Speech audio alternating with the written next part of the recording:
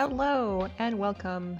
I'm Lunar Crossing, and this is going to be my first how-to, sort of. And basically, what I'm going to do right now, I'm going to actually lower the volume just a tiny bit,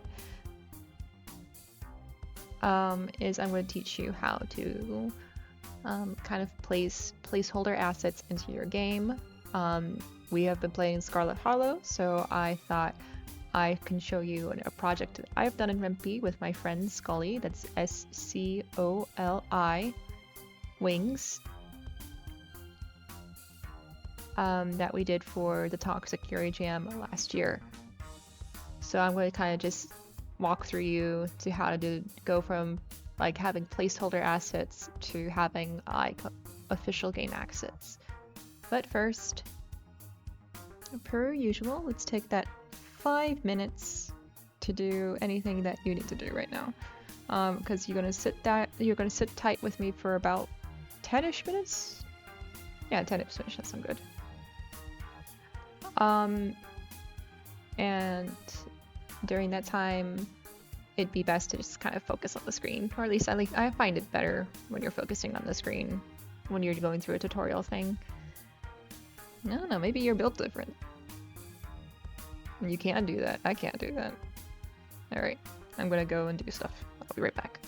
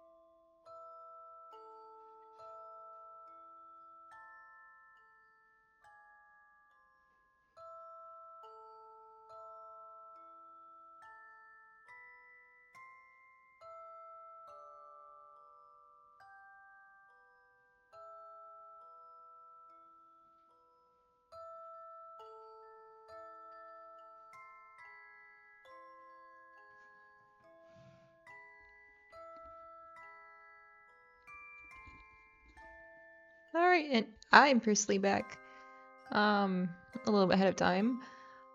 I took this time to stack up the dishwasher, which I will run after I'm done with the tutorial. And I got myself some water, and I drank a glass and then brought myself some more water to sit down with here.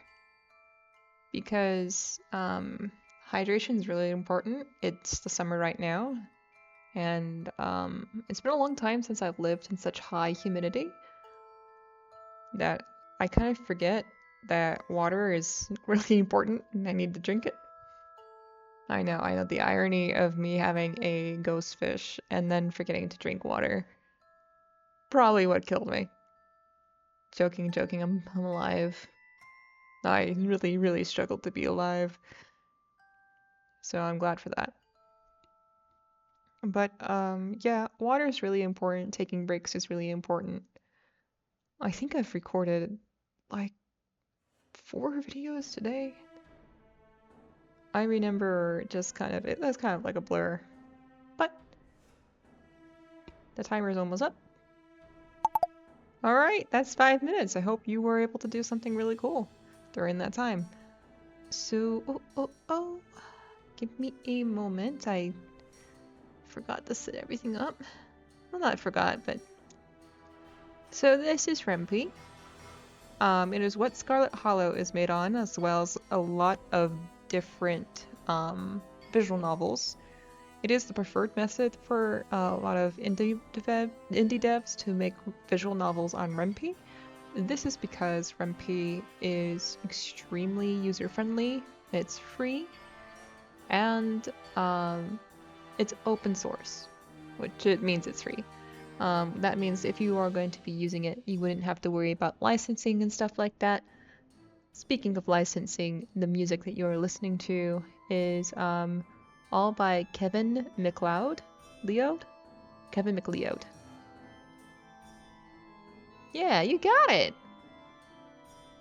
And his licensing, even though his licensing is, I think, I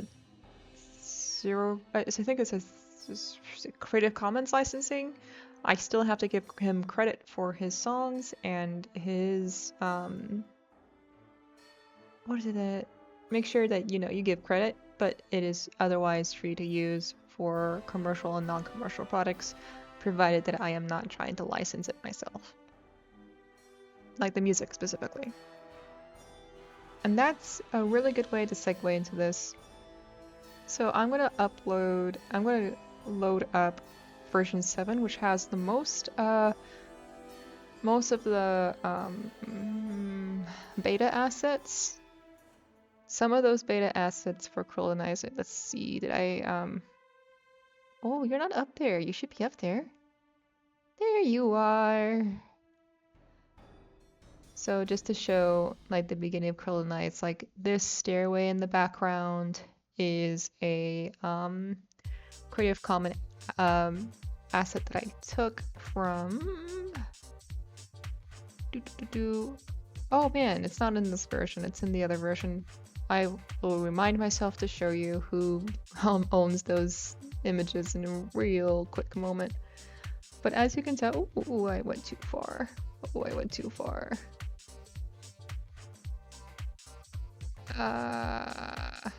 Here we go. Here's some of the beta assets. So as you can tell, Krita and Floor.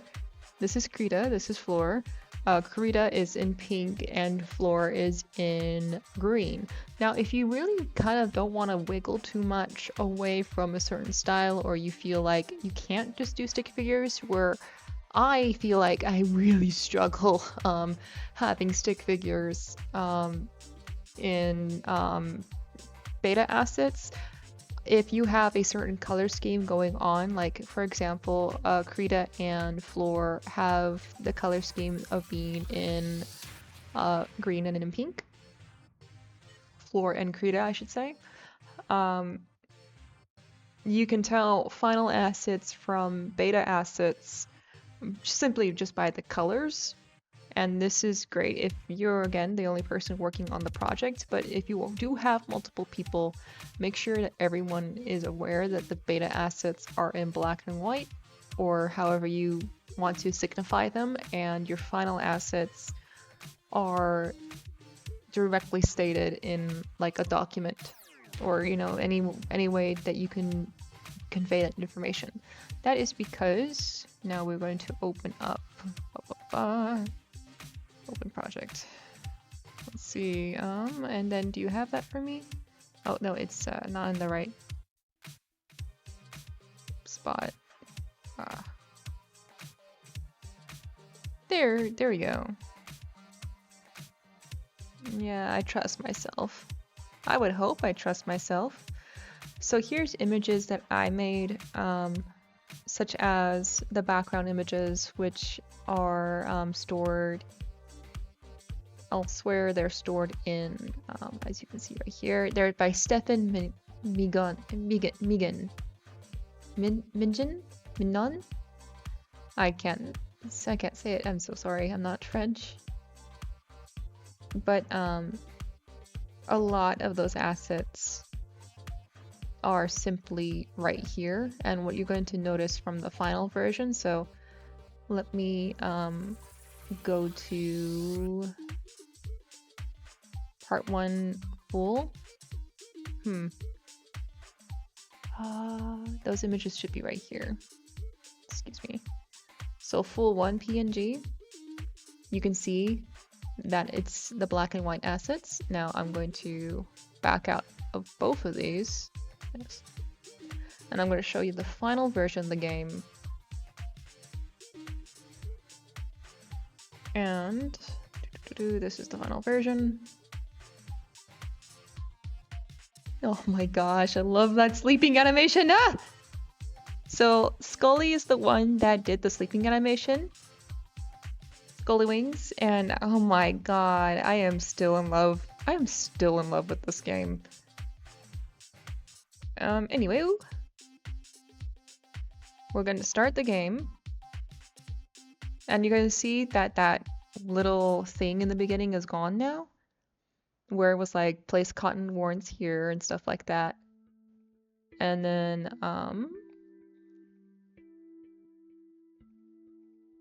this is basically what Curled and Ice has. I made this, but it wasn't very good. I mean, it was good, but I just I feel like I could have done better, but that's okay. So right here, you can see the final assets are a lot different from the beta assets. However, we still have basically the same names for those assets, which makes it easier to replace them, and also makes it easier for you to know, exactly where are these images going to show up. Because if you name all your beta assets like part 1 full 1 beta, you're going to have to replace all of that in the code. And especially if you're not very experienced with code like I am, that's a lot of time you're wasting just replacing all of the images with the final images. Now I'm going to open up the project to show you what I mean. Yeah, trust me. Okay, so basically we're going to do the same thing we did last time. And wait, let me show you, make sure this is on the screen. It's not on the screen.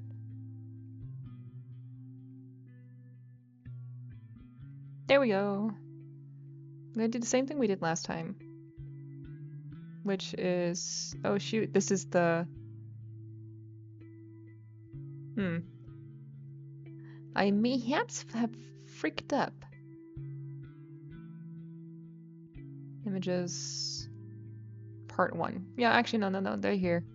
So, full 1 PNG, see how it's the same, full _1 PNG, and then if we open up the older version, which is version 7, we're going to oop, that's my Discord window. I accidentally used it in the wrong place. So you see it's full _1 PNG. So it's very different from the final version. However, it gives you the idea of what that scene's going to look and feel like. And it gives me personally a lot better idea of what I'm going for that scene if I have assets that are a little bit more rendered out. Because again, I'm going to pop open the other one. Well, actually, you can just see it right here. I mean, look at that. That gives you the same kind of feeling that you're going for in the beta, or at least it gives me the same feeling. And that is pretty important in terms of kind of like not having to do extra work for yourself, is name all your beta assets exactly the way you're going to name them as your final assets. That way, when you are at the point of making art, which should be your last step because of how much your art can change. Trust me, you don't think your art changes a lot, but it changes day by day and every time you draw because you are always improving. You will do all the asset art within that time frame, and then you're going to replace all your beta art with the final art. If you do want to keep both your beta art and your final assets to kind of like have in an art book, or even just to show off how different the final product is, you can keep two folders, one with beta and one with final. That way, when you do replace all the items in your independent project, you can still develop an art book showing, well, this is what it looked like before and after. Anyways, thank you for joining me. I hope that was informative.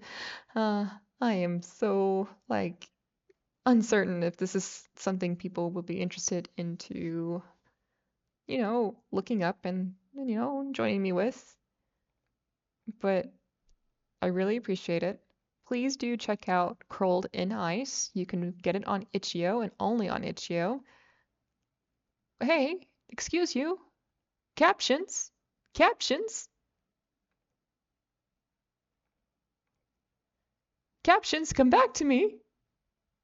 Hello? Captions? What an ironic time for my captions to die. Yes, I would like to quit. Hello? Captions? Hmm.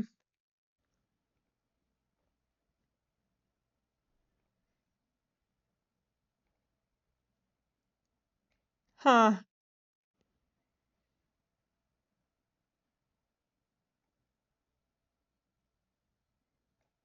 No, I'm connected. For some reason my captions have just decided to die.